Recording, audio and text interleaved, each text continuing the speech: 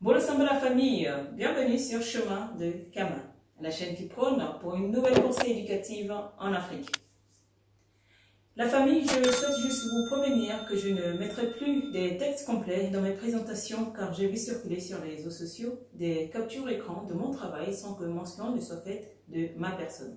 Je passe énormément de temps à collecter, comparer, trier toutes les informations que je vous donne ici gratuitement.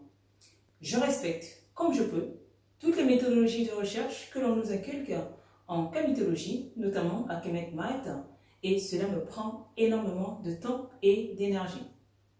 Je ne trouve pas juste que des personnes puissent s'en servir à leur propre fin. Du coup, vous m'en excuserez d'avance, donc dorénavant, les textes complets n'apparaîtront plus dans les différentes slides. J'en suis désolée et j'espère que vous comprenez ma démarche. C'est la solution que j'ai trouvée pour l'instant pour protéger mon travail. Cela dit, toujours dans notre thématique de l'évolution de l'homme, aujourd'hui, nous sommes à la partie numéro 3 de ce sujet. Dans la partie 1, qui fait référence à la capsule numéro 23, nous avons abordé en préambule les différentes théories qui ont secoué le monde scientifique avant que la théorie du monogénisme ne soit communément admise. Dans la partie 2, qui fait référence à la capsule 25, nous avons vu d'une part les hominidés anciens avec les deux espèces Toumaï, le plus vieil ancêtre de l'humain, qui a été daté à 7 millions d'années et retrouvé au Tchad, et l'espèce Ororan, qui a été retrouvée au Kenya et datée à 6 millions d'années. D'autre part, nous avons vu les ardépithèques avec deux espèces également, donc l'espèce Kadaba, qui a été retrouvée en Éthiopie, datée à 5,8 millions d'années, et l'espèce Ramidus, retrouvée en Éthiopie également et datée à 4,4 millions d'années. Dans le tome 1 de l'histoire générale de l'Afrique, au chapitre sur les hommes fossiles africains, vous lirez à la page 468 que la dénomination des espèces fossiles est difficile et il se produit souvent des confusions par suite du désir de mettre une étiquette nouvelle sur chaque spécimen découvert. La pratique habituelle est de classer les spécimens similaires dans la même espèce. Les différences mineures servent de base pour différencier l'espèce, tandis que les différences importantes servent à l'identification du genre. Les espèces animales vivantes ne sont pas difficiles à classer. Le problème des paléontologues est de considérer l'évolution dans le temps d'une espèce particulière qui peut avoir subi des transformations rapides. Il faut savoir que les chapitres 17 et 18 de l'histoire générale de l'Afrique du tome 1 ont été rédigés par Coppens et Laquet, sous la direction de Joseph Kizerbo. Donc, cette classification des hominidés n'est pas toujours compréhensible car le langage scientifique est très technique. J'avais expliqué, quant à moi, dans la capsule numéro 25, comment ce classement fonctionnait par genre, espèce et race, sachant qu'il n'y a qu'une seule race, en donnant l'exemple précis du classement fait par Yves Coppens en ce qui concerne l'Homo sapiens sapiens. Donc, vous me permettrez de ne pas revenir là-dessus. La présentation de ce jour se fera suivant le plan que vous voyez tout de suite à l'écran. Nous allons voir le genre Australopithèque aujourd'hui. Mais que veut dire Australopithèque? Étymologiquement, le mot Australopithèque vient de Austral, qui veut dire sud, et de Pithèque, qui veut dire singe. Donc, Australopithèque veut dire singe du sud. Le plan va se décliner suivant 7 points. Donc, nous avons le genre Australopithèque, avec en point 1 l'espèce Anamensis, point 2 l'espèce Afarensis, point 3 l'espèce Africanus, point 4 l'espèce Abel, point 5 l'espèce Gary, point 6 l'espèce Sediba et point 7 l'espèce Prométhée.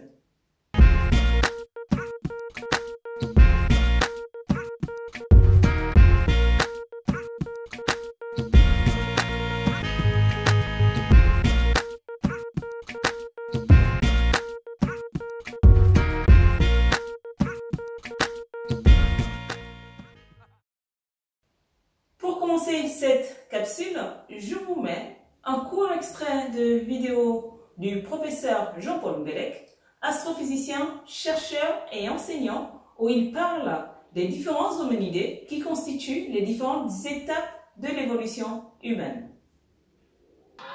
Voilà.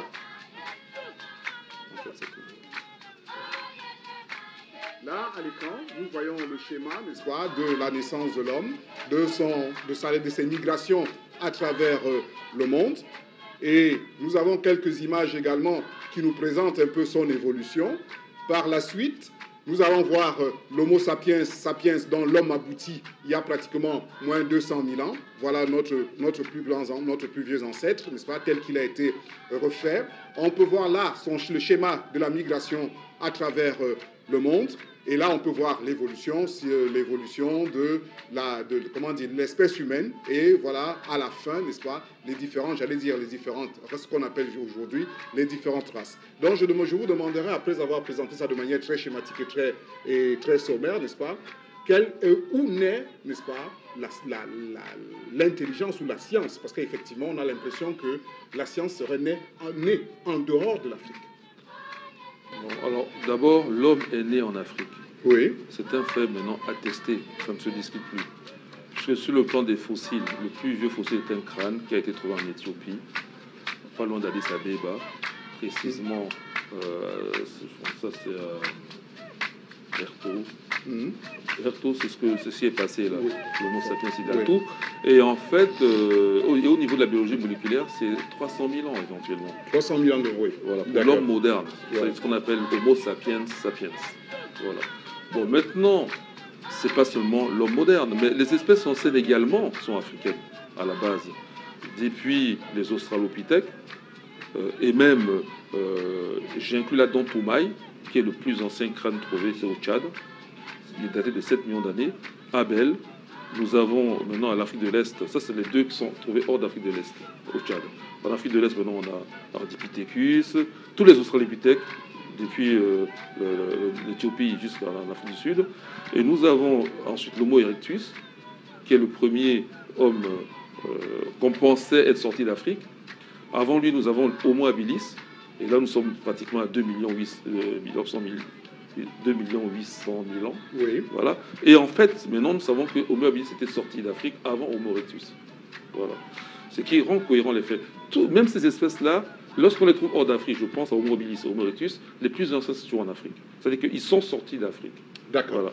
Et maintenant, il y a juste une espèce particulière, c'est l'homme des Néandertals, qui, lui, est issu d'une évolution in situ, c'est-à-dire soit en Europe, soit en Asie, de l'Homo erectus, et qui donne lieu à l'homme des Néandertals, qui n'est pas dans la continuité d'aujourd'hui. Il a disparu. Ce n'est pas un Homo sapiens. Tous les Homo sapiens sapiens aujourd'hui sont descendants d'Africains. En d'autres termes, toute l'humanité à la base est africaine. Ça, c'est déjà un fait. Il faut dire qu'à partir du Pliocène, période géologique d'il y a 5 millions d'années, jusqu'à l'apparition de l'Homo sapiens sapiens, les données sur l'évolution des hominidés en Afrique sont nettement plus substantielles, donc assez abondantes. En 1973, les recherches menées des fouilles dans 2 nouveaux gisements ont livré un grand nombre de fossiles datés de 3 millions à 4 millions d'années. Les sites de Litolin en Tanzanie et de Hadar en Éthiopie sont d'une importance capitale sur l'apparition du genre Homo, que cela mérite de s'y attarder un petit peu. Il faut savoir que le premier australopithèque fossile qui était un enfant a été extrait en 1924 d'une ouverture refermée par du calcaire dans la grotte à Tombe en Afrique du Sud. En 1936, on trouvait le premier adulte dans une grotte au Transvaal, toujours en Afrique du Sud. Depuis, de nombreux australopithèques et autres hominidés ont été retrouvés grâce aux travaux intensifs que des équipes ont entrepris au niveau du rift de l'Afrique orientale et dans les grottes profondes du plateau de calcaire de l'Afrique du Sud où les conditions sont favorables à la conservation des fossiles de cette époque. Point 1. Genre Australopithèque, espèce Anamesis. Anamesis est une espèce d'hominidé qui a vécu il y a environ 4,2 à 3,9 millions d'années, en Afrique de l'Est, principalement dans la région du Kenya et de l'Éthiopie. Anamesis est la plus ancienne espèce connue du genre Australopithèque. Ce premier spécimen fossile était à la base un os du bras isolé trouvé en 1965 au sud-ouest du lac Turkana au Kenya par une équipe de chercheurs de l'université d'Harvard. Depuis 1965, plus rien jusqu'en 1987 où d'autres chercheurs ont découvert des fragments d'un spécimen et dans la même zone au Kenya. En 1994, d'autres fouilles ont été menées par des paléoanthropologues britanniques et américains sur le site d'Alabie à Kanapoi au Kenya. Et on a découvert plusieurs fragments fossiles supplémentaires de la même espèce datés de la même période, donc entre moins 4,2 millions d'années et moins 3,9 millions d'années. En 2006, un site dans la vallée de l'Awash en Éthiopie a livré environ 30 fossiles de cette même espèce. La publication de la découverte en Éthiopie d'un crâne presque complet en 2016, daté à moins 3,8 millions d'années, a permis de décrire cette espèce de façon définitive dans le genre Australopithèque et dans l'espèce Anamensis. Il faut savoir qu'Anamensis vient du mot Anam, qui signifie lac dans la langue turkana parlée au Kenya. Anamensis possédait des caractéristiques qui la rapprochaient à la fois des premiers hominidés bipèdes, donc le fait de marcher sur ses deux pieds, et des ancêtres des plus anciens qui grimpaient aux arbres. Anamensis est considéré comme un ancêtre direct de Lucie, une espèce plus connue que nous allons voir par la suite. Point 2. Australopithèque afarensis ou Lucie. L'espèce afarensis est l'une des mieux connues grâce à la découverte hautement médiatisée de deux squelettes retrouvés en Éthiopie. Cet australopithèque est une espèce d'hominidé qui a vécu entre moins 4,1 millions et moins 2,9 millions d'années au cours du Pliocène, période géologique que je vous ai parlé au-dessus, en Afrique de l'Est. Cette espèce est très célèbre pour la découverte du fossile bien préservé d'une femelle surnommée Lucie, en référence à la chanson de Lucy in the Sky with Diamond de Beatles. Ne me demandez pas pourquoi, je ne comprends pas moi-même si ce n'est que Yves Coppens, qui a découvert Lucie, était un fan des Beatles. C'est lors d'une campagne internationale des fouilles dans l'Afar, dirigée par Donald Johnson, Maurice Taeb et Yves Coppens, qui avait découvert en 1978 Lucie, qui a vécu il y a 3,5 millions d'années. Lucie était âgée d'une vingtaine d'années à sa mort. Elle fut très médiatisée lors de sa découverte car elle détenait le record du plus vieil hominidé connu à l'époque et que son squelette était complet à plus de 40%, soit 52 fragments osseux. Les caractéristiques du squelette de Lucie, en particulier ses membres inférieurs, suggèrent qu'elle était bipède, donc capable de marcher sur ses deux jambes de manière efficace. Selon l'étude publiée le 26 octobre 2012 dans la revue Science, les résultats d'une étude américaine portant sur l'ossature de cet australopithèque, en particulier sur les omoplates, montrent que cette espèce, bien que bipède, était encore en partie arboricole, donc vivant dans les arbres. Cependant, son crâne présentait encore des caractéristiques plus primitives que celui des humains modernes, telles qu'une petite cavité crânienne et une mâchoire prognate. On dit d'une mâchoire prognate qui a le menton saillant ou allongé vers l'avant. L'espèce à laquelle appartient Lucie a occupé divers environnements, des forêts, aux savanes et probablement a eu un régime alimentaire végétarien et animal. Cette espèce afarensis compte également des fossiles de Selam datés entre moins 3,1 à moins 3,5 millions d'années. Sachez que le fossile de Selam a été découvert par Zerensene Alem-Seged dans la vallée du Rift sur le site de Dikika en Éthiopie, juste à 10 km du site où l'on a retrouvé Lucie. Les résultats publiés dans la revue Nature du 21 septembre 2006 disaient que Selam était la petite femelle la plus ancienne de l'humanité pour l'époque. Point 3. Australopithèque africanus, où l'on retrouve l'enfant de Tog et Madame Place. Africanus est une espèce d'hominidé qui a vécu en Afrique du Sud entre moins 3,6 et moins 3,4 millions d'années au cours du Pliocène. En 1924, à Tog, en Afrique du Sud, des restes de crâne sont envoyés au professeur Raymond Dart à Johannesburg. Celui-ci va étudier les ossements et les publier en 1925 en nommant une nouvelle espèce, donc Australopithèque africanus, qui veut dire le grand singe d'Afrique du Sud. L'enfant de Tog est un fossile exceptionnel qui a la particularité d'avoir gardé la forme fossilisée de son cerveau.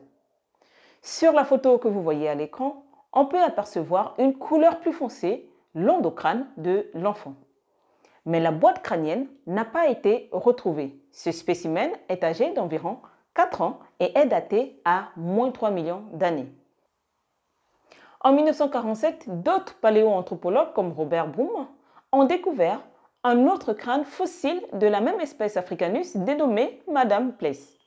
Il s'agit du crâne le plus complet de son espèce découvert à ce jour en Afrique du Sud sur le site de Sterkfontein. On l'appelle Madame Place, mais en réalité, son sexe n'est pas connu. Il pourrait bien s'agir d'une femme comme d'un homme. Le crâne de Madame Place, comme les chercheurs l'appellent, présente une capacité crânienne d'environ 485 cm3, ce qui situe ce crâne au top 1 de tous les fossiles du genre Australopithèque. Il faut dire que les autres boîtes crâniennes retrouvées sur ces espèces sont inférieures à 485 cm3. Pourquoi cette espèce Africanus est importante? Eh bien parce que l'on a supposé pendant longtemps que l'espèce Africanus retrouvée en Afrique du Sud était plus récente et descendait de Lucie, l'espèce retrouvée en Afrique de l'Est, donc au Kenya et en Éthiopie. La vérité semble tout autre puisque Madame Place, la sud-africaine, serait en fait plus âgée que Lucie, l'éthiopienne, sinon contemporaine de Lucie. En effet, le fossile de Madame Place avait d'abord été daté en 2011 d'environ moins 2,5 millions d'années, mais une nouvelle datation par isotope cosmogénique en 2022 a repoussé cet âge entre moins 3,4 et moins 3,6 millions d'années. Un résultat qui, comme le souligne l'étude parue dans le PNAS, Proceedings of the National Academy of Science, cette étude qui invite à ne plus considérer l'Afrique de l'Est comme seul berceau de l'humanité, mais à repenser cette notion à l'échelle de tout le continent noir, y compris l'Afrique australe. Car dans cette grotte de Sterkfontein, en Afrique du Sud, plus de 500 restes fossiles d'Australopithèques ont été mis au jour. C'est cette profusion de fossiles qui a permis de surnommer la région australe également de berceau de l'humanité. Point 4 maintenant, Australopithèque Bahr-el-Ghazali, où on a retrouvé le spécimen Abel. Le nom Bahr-el-Ghazali est dérivé de l'endroit où le fossile a été retrouvé, donc à Bahr-el-Ghazal au Tchad. Le fossile d'Abel est daté entre moins 3 et moins 3,5 millions d'années. Le spécimen a été découvert en 1995 à Koro Toro au Tchad par Michel Brunet et son équipe. Il faut noter que l'équipe des chercheurs souhaitait tester l'hypothèse Eastside, mais au lieu de mettre au jour un ancêtre des grands singes, donc les chimpanzés et gorilles, l'équipe, découvre une nouvelle espèce. Point 5. Australopithèque Gary. Le nom Gary signifie surprise en langue afar. Pourquoi? Parce que les scientifiques qui ont découvert le crâne ont été surpris par certaines caractéristiques du crâne, en particulier les énormes dents du fond. L'espèce Gary a été découverte en 1997 par Johannes Haile Selassie sur le site de Buriyata en Éthiopie. Les fossiles sont datés à environ 2,5 millions d'années et sont composés des fragments crâniens, donc frontal, pariétaux, maxillaire supérieur et dentition. Il n'a été publié comme espèce à part entière qu'en 1999 dans la revue Nature. Je vous propose maintenant de passer au point 6 où nous allons voir l'Australopithèque Sediba. Tous les spécimens connus de l'espèce Sediba ont été trouvés à Malapa en Afrique du Sud. Le mot Sediba signifie fontaine ou source en langue sesotho.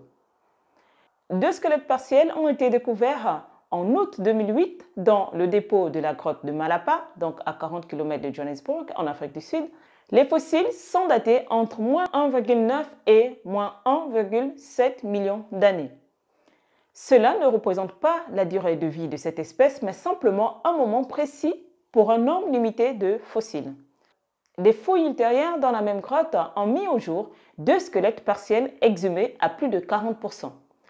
Les deux fossiles ont été retrouvés à 1 mètre l'un de l'autre et semblent être décédés au même moment.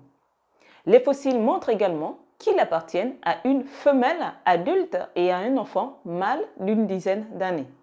La proximité des deux squelettes peut laisser penser qu'ils étaient probablement dans la même famille, peut-être une mère et son fils. Les chercheurs pensent que la bonne conservation des fossiles et l'absence des traces de morsures indiquent un ensevelissement rapide ainsi qu'une mort accidentelle. Les deux individus se sont soit réfugiés dans la grotte, soit ont glissé à l'intérieur sans pouvoir en ressortir. Je vous propose d'aborder le dernier point qui concerne l'Australopithèque prométhée, où on a retrouvé le spécimen Littlefoot. Découvert grâce au paléontologue Ronald J. Clark en 1994 à Sterkfontein en Afrique du Sud, les premiers fossiles de cette espèce sont datés à 3,6 millions d'années suivant des méthodes de datation effectuées en 2015. En 2010, plusieurs fossiles de Prométhée sont découverts, faisant de son squelette le squelette le plus complet des Australopithèques jamais découverts. Tenez-vous bien, ce spécimen est complet à plus de 90%. Cette espèce peut se distinguer des autres Australopithèques par certaines caractéristiques particulières. Il présente en effet une masse corporelle plus importante, la face du visage est plus longue et plate, les molaires sont plus bombés. L'ensemble des fossiles a été surnommé Littlefoot en raison de la petite taille de ses ossements. Comme essentiel à retenir pour cette capsule sur le sujet de l'évolution de l'homme, partie 3, nous avons vu le genre Australopithèque. Et Australopithèque veut dire singe du Sud. Dans les Australopithèques, donc le genre Australopithèque, nous retrouvons 7 espèces. Donc, espèce 1, Anamensis, espèce 2, Afarensis, espèce 3, Africanus, espèce 4, Barrel-Ghazali, espèce 5, Gary, espèce 6, Céliba, espèce 7, Prométhée. En espérant vous avoir été utile, je vous mets juste après la bibliographie. N'hésitez pas à me dire dans les commentaires ce que vous en avez pensé, car moi j'apprends également de vous. Je vous dis ensemble, prenons notre héritage. À bientôt sur les chemins de Kama.